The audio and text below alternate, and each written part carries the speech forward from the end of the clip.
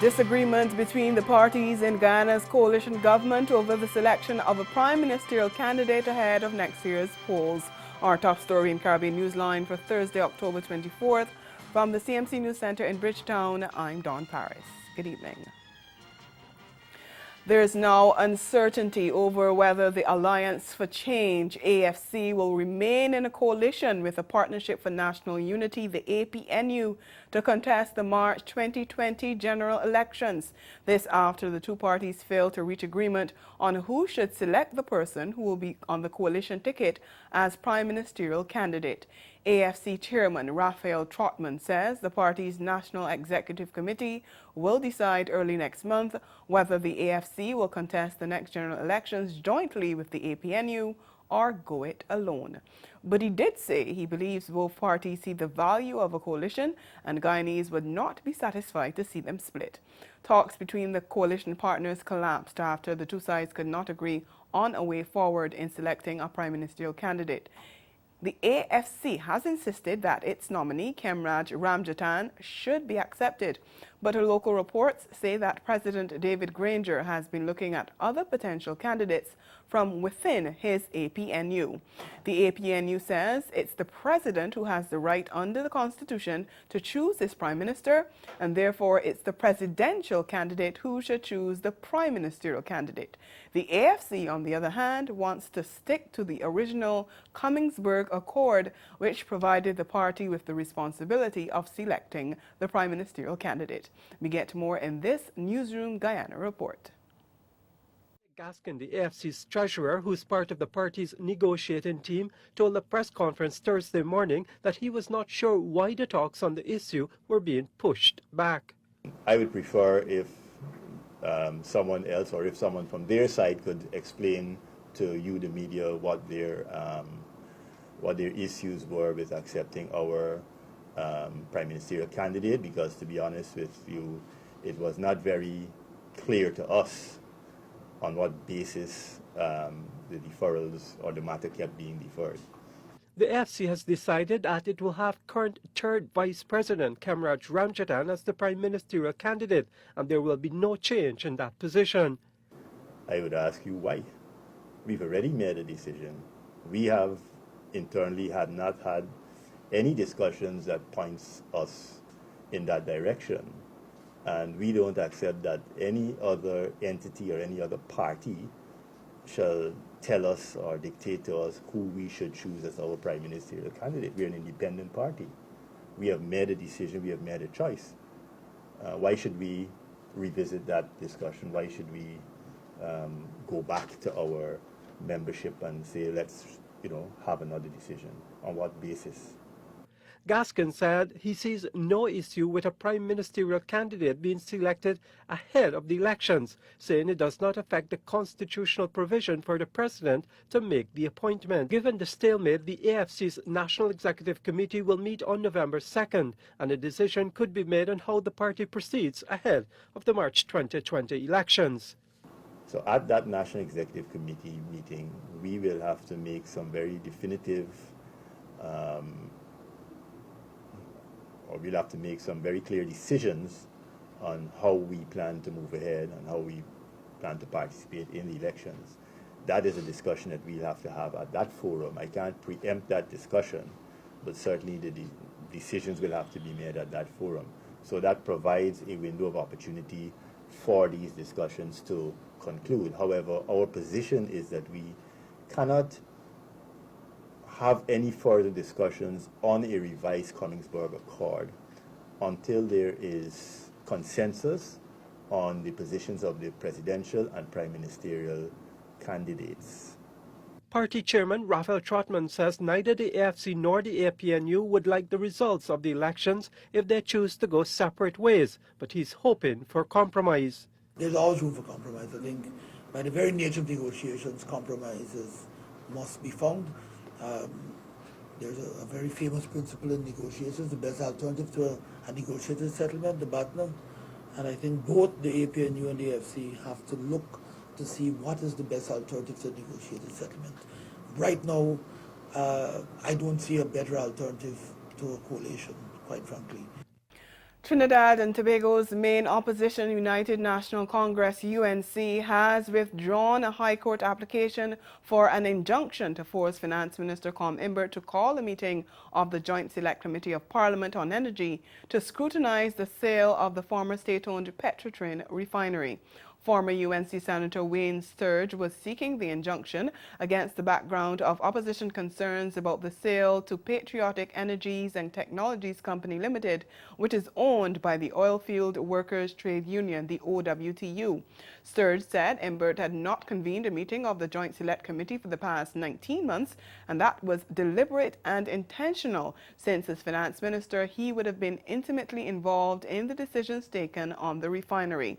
Arguments on the injunction were to be heard in court on Thursday, but as TTT's Sherilyn Lewis reports, the application was withdrawn, much to the satisfaction of the OWTU, which has severely criticized the UNC for seeking the injunction in the first place. Imbert's attorney, Martin Daly, informed the court that a meeting of the JSC on energy will be held next Wednesday, October 30th. And outside the Hall of Justice were members of the OWTU who said, once again, the UNC realized they can't block the sale of the Petrotrin refinery and have accepted their loss. In an attempt to stop this great army from going forward. But comrades, we are a praying union. We have God on our side. We have right on our side. We have justice on our side. And so this afternoon they had to withdraw.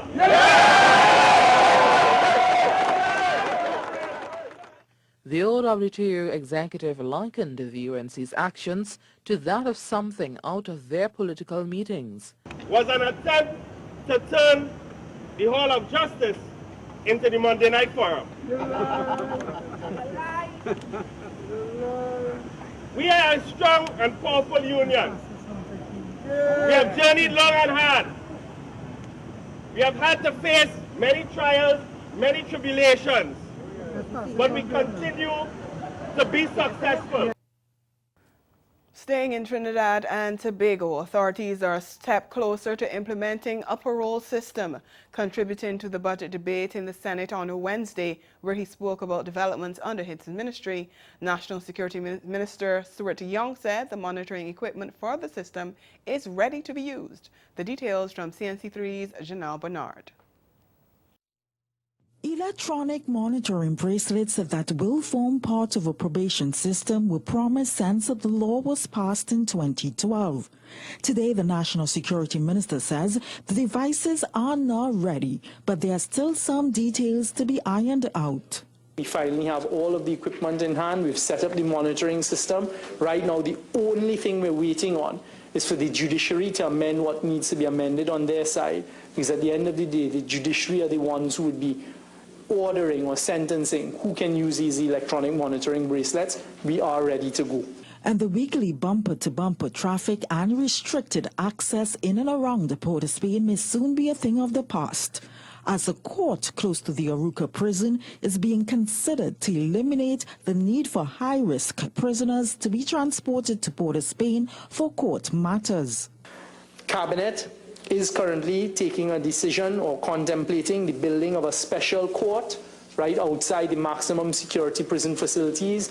The idea of this special court is that high-risk prisoners will be easily walked across from the prison facilities to these special courts.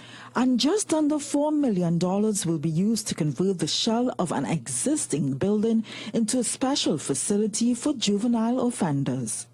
Still to come in Caribbean Newsline, mandatory evacuation legislation passed in the Bahamas. We will have the details after the break.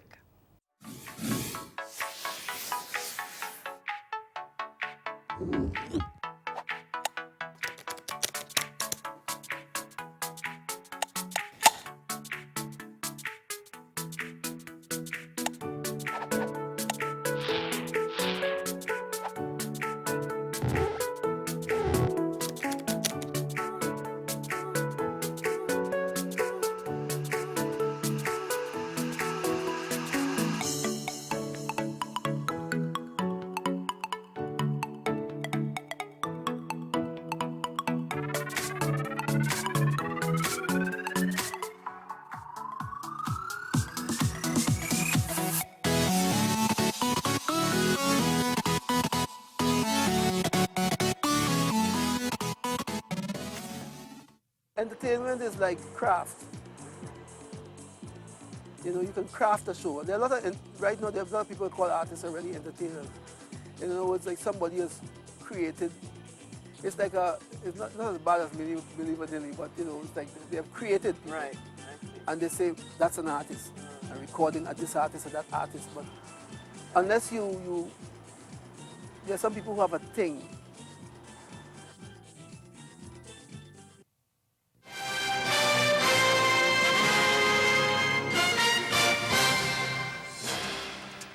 Legislation that makes it an offense for Bahamians not to leave a mandatory evacuation zone has been passed in the House of Assembly.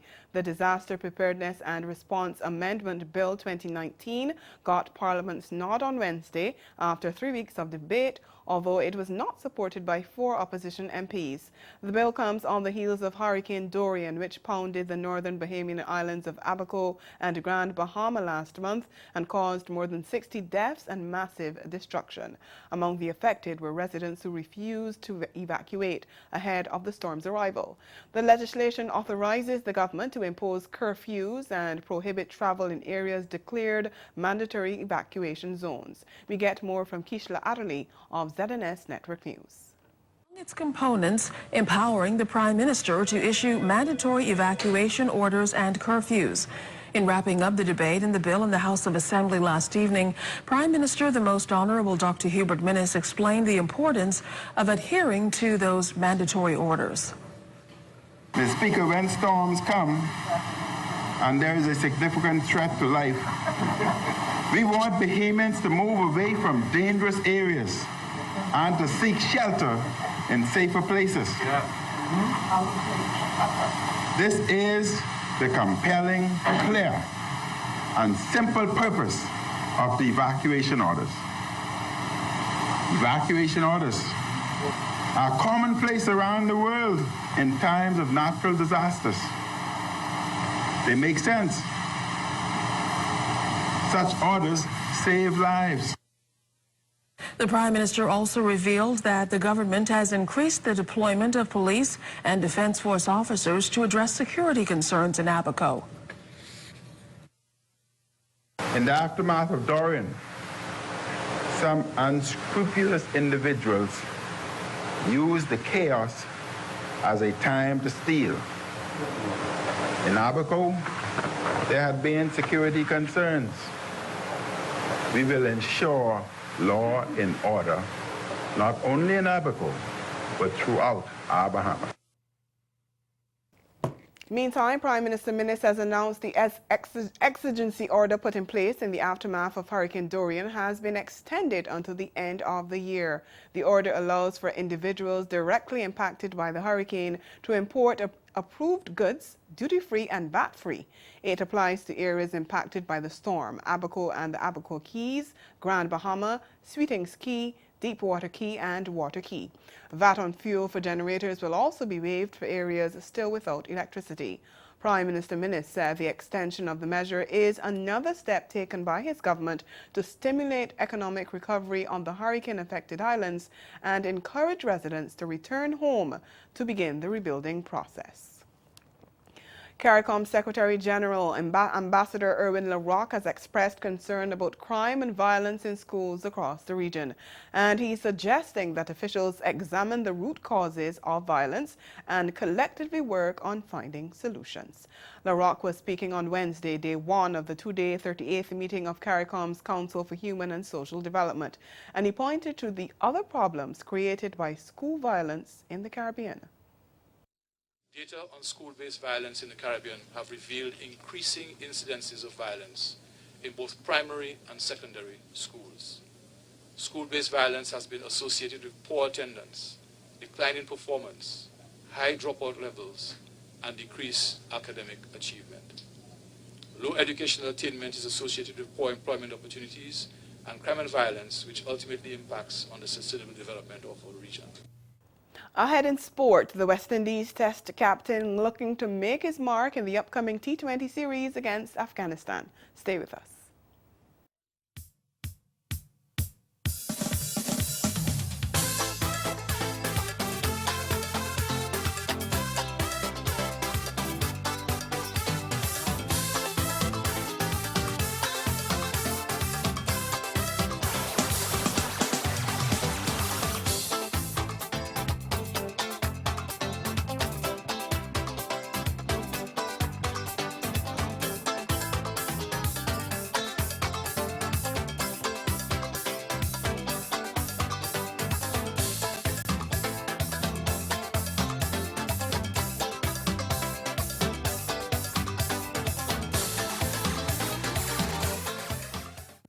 You are obviously superheroes, and you're out during the daytime, which is something very interesting. I want to ask you one question. Have you heard of the Imperial Force? And would you be interested in joining the Imperial Force for good and not evil? Not interested. Like Star Wars? Like Star Imperial. Yes, it's better than Star Wars, but it's something that's behind the dark side of the moon that we have not found yet, but... Now, Jolene, this is just 10th year you guys are celebrating. Why did you feel the need to start the festival 10 years ago? It's for the people of Montego Bay. You know, we saw a need, it was lacking. We didn't have a lot of events going on in Montego Bay, a lot of family events at that. And our festival is primarily for the family and for the people of Montego Bay, so why not? That is why we started. But what about the jerk? Because, you know, people know Jamaica for jerk, but they know other festivals in other areas are synonymous with a jerk. What makes your festival unique?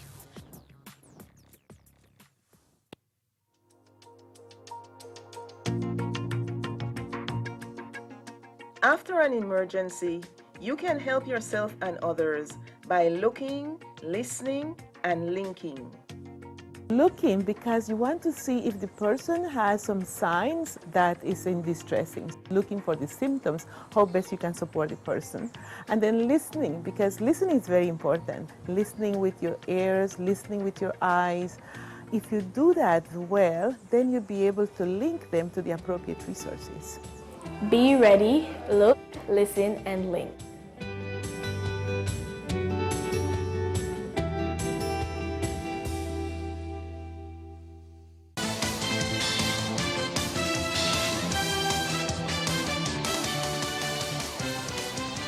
West Indies Test captain Jason Holder is looking to make his mark on T20 cricket in the upcoming series against Afghanistan.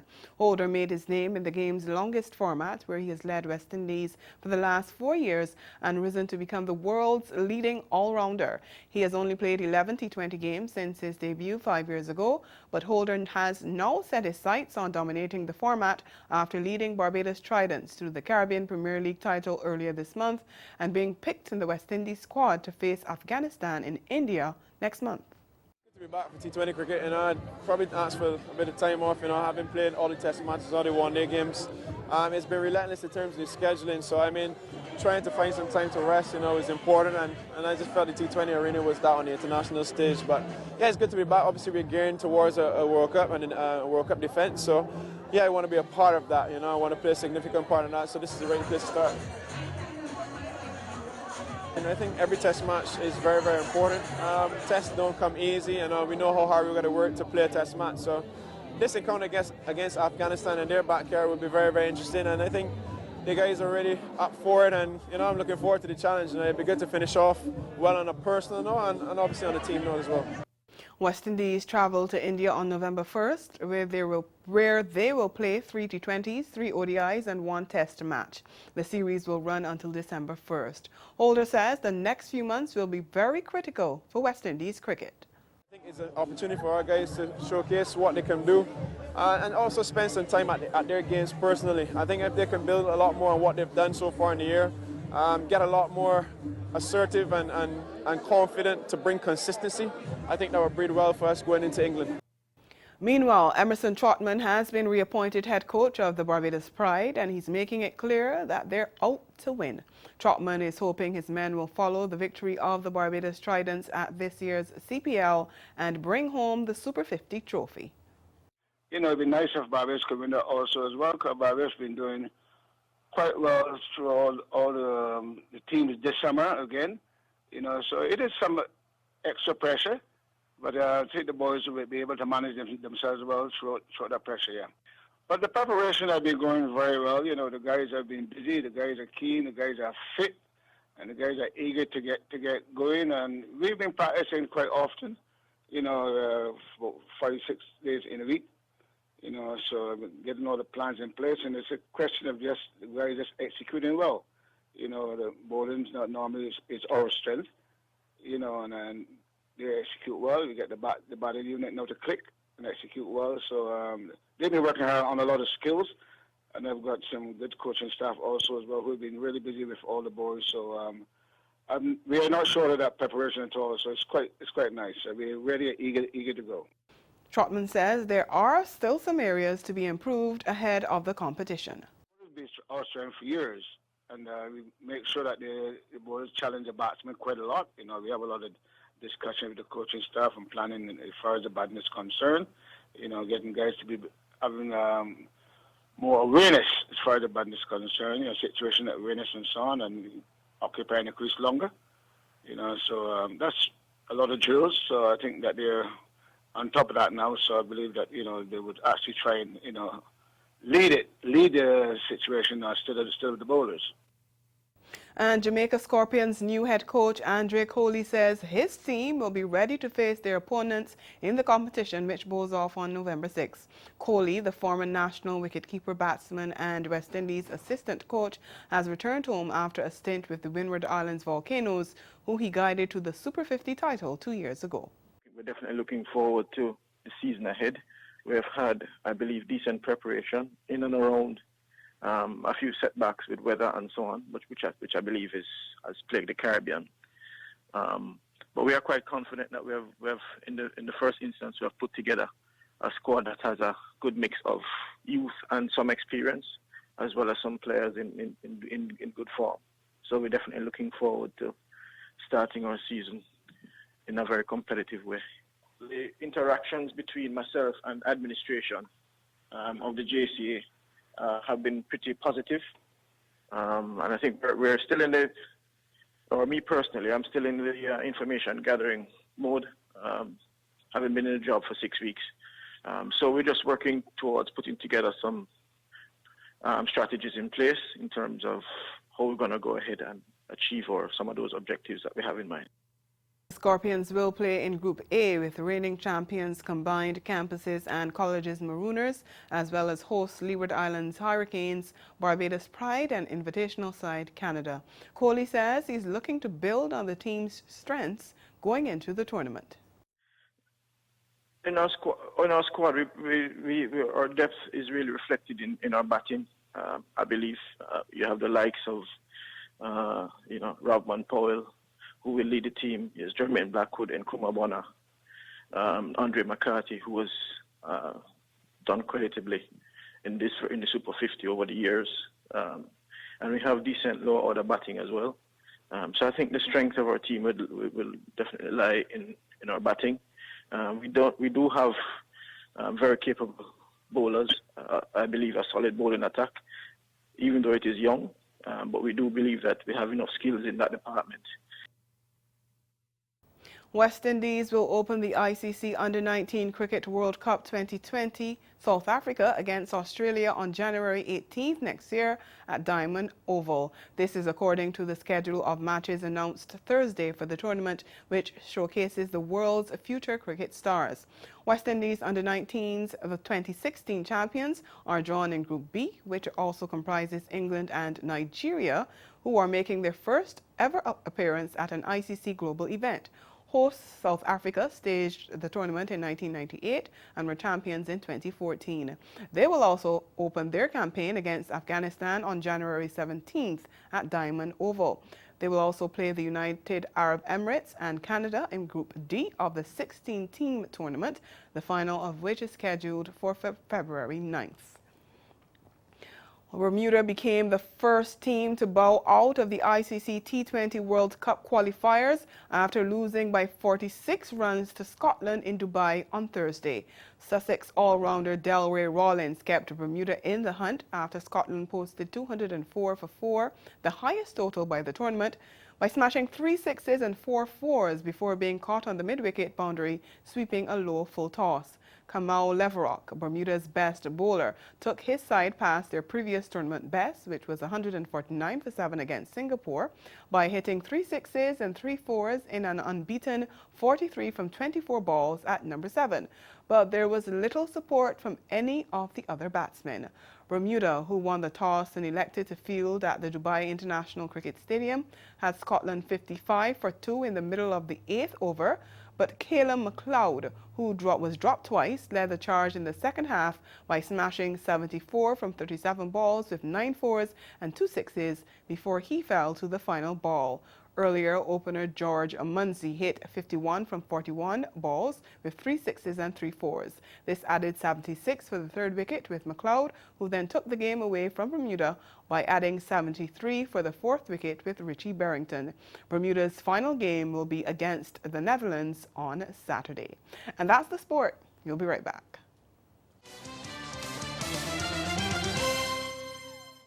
What's up, Spartan? I'm good, man. You all right? Augusta, yeah.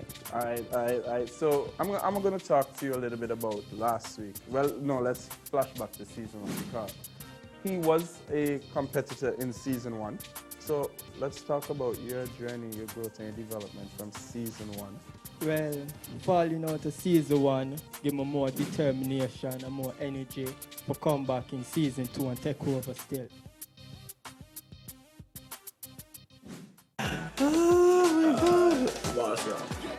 Let me go to Voltage because Voltage is new. So let me ask Voltage, what is the worst date you ever went out on? Well, I met this girl on Instagram, right?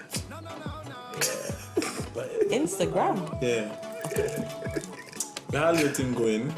So, like, we talk for like... Through the region, across the sea, to the islands all supreme, we connect you to all the Caribbean. Happy birthday to Lee. Happy birthday. Happy birthday to Lee. Happy birthday. Happy birthday to Lee.